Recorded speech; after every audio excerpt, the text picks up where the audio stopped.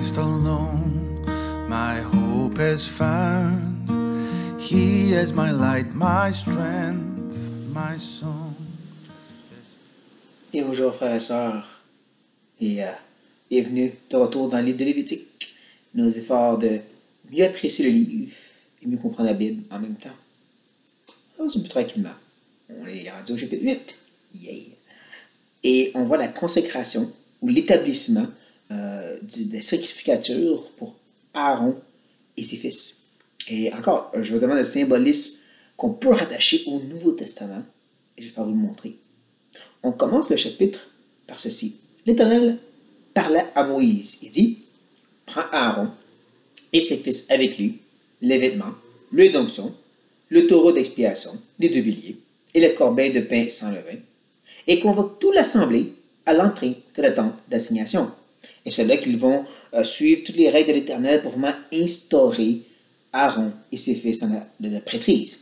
C'est là qu'il va les rhabiller, qu'il va mettre l'habillement, qu'il va les oindre, qu'il va faire le sacrifice établi par Dieu pour vraiment dire ils sont maintenant des serviteurs de Dieu en tant que prêtres, en tant que sacrificateurs. C'est quoi le lien que j'essaie de faire avec ça? Premièrement, on voit justement que l'assemblée et ce dirigeant établi par Dieu est impliqué dans l'instauration de ces hommes qui vont maintenant diriger le peuple spirituellement. On voit la même chose dans le Nouveau Testament. Non seulement est-ce que Dieu nous donne justement l'habillement pour revêtir ses dirigeants, et non, je ne parle pas de linge, mais je parle de 1 Timothée chapitre 3 et Tite chapitre 1, les qualifications dans lesquelles ils doivent être habillés, ces serviteurs. Ils doivent vraiment tout avoir, comme les serviteurs devaient être habillés de tout le linge. Puis pour le souverain serviteur, on parlait d'une grosse épaulette en or, un turban avec une laignette en or dessus qui serait pesant à porter, avec des joyaux ici sur le corps. Et tout ça était pesant. En faisant l'œuvre de sacrificateur qui devait couper les animaux, tout devait être là. Et mon point ici, un peu comme toutes les qualifications devraient être là, que si certains sont manquants, ben, ça devrait être un appel pour dire que tu n'étais pas prête ou tu ne devrais pas continuer en tant que dirigeant, parce que Dieu, il veut tout. En même temps aussi, le peuple est impliqué. Lorsqu'ils ont instauré les diacres dans Acte 6, on voit que l'Assemblée est impliquée. Ce n'est pas juste les apôtres qui ont dit, bon, toi, tu diriges tout, maintenant ça va. Non. Il a dit, vous, trouvez parmi vous, parce que vous connaissez, qui est assez mature pour prendre en charge l'argent et la distribution pour les veuves. Et nous, on va les vérifier, on va prier avec vous, puis on va les instaurer ensemble. Un peu comme l'Assemblée est impliquée lorsqu'on parle justement de quelqu'un qui va les diriger. Donc, la personne qui vient se lever la main et dire « Moi, je t'appelle » et donc commence quelque chose, va en compte de ce que Dieu non seulement a déjà fait dans le passé, l'ancienne alliance, mais on le voit aussi dans le nouveau. Et ça ne finit pas juste là non plus. À la fin de ce chapitre, on peut lire ceci. Pendant 7 jours, vous ne sortirez point de l'entrée de la tente de l'assignation, jusqu'à ce que les jours de votre consécration soient accomplis, car 7 jours seront employés à vous consacrer.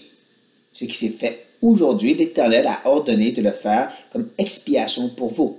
Vous resterez donc 7 jours à l'entrée de la tente d'assignation, jour et nuit, et vous observerez les commandements de l'Éternel, afin que vous ne mouriez pas. Car c'est là ce qui m'a été ordonné. Et ce qu'ils ont fait. Encore, je parle de cette idée justement qu'il doit y avoir un temps qui démontre, qui prouve que ces personnes ont vraiment ces qualifications. C'est pas juste dans un moment, c'est pas juste « es-tu bon pour prêcher » qui prouve qu'il est un enseignant. Un message ne fait pas de toi un enseignant. Avoir une période où tu sembles vraiment comme bien fonctionner n'est pas la preuve. Une consécration est à long terme. Il y a un temps pour te prouver aussi dans le Nouveau Testament. Pensez à Timothée qui était vraiment qualifié. Les gens l'ont mis à part et ont dit ça va te prendre avec toi. Mais Paul aussi l'ont pris sur son aile. Il l'a préparé avant de l'envoyer et dire maintenant tu vas aider à mettre de l'ordre à Éphèse. Maintenant je vais t'envoyer aussi à Corinthe. il y a eu un temps de formation, de préparation, de consécration avant d'être vraiment établi, puis de donner une certaine autorité pour établir des anciens et des dirigeants à l'Église d'Éphèse. C'est toute une autorité qui a été donnée, mais ce n'est pas du jour au lendemain. Ça a été un temps de consécration, de préparation, de prouver qu'elle a su les commandements de l'Éternel avant que Paul dise là, t'es prête. Encore, c'est la même chose. Il y a trop qui sont excités par cette idée, je suis capable de prêcher, j'ai certaines capacités, donc je m'en vais. Oh, attends, prouve-toi. Ça, c'est pas nécessairement mal, les collèges bibliques, parce que c'est dans le temps de dire cette feu que tu as pour devenir prédicateur, enseignant, pasteur, ben, voyons à quel point tu l'as toujours après quelques années. Non seulement d'avoir étudié, mais d'avoir aussi grandi dans ton caractère, d'avoir maturé.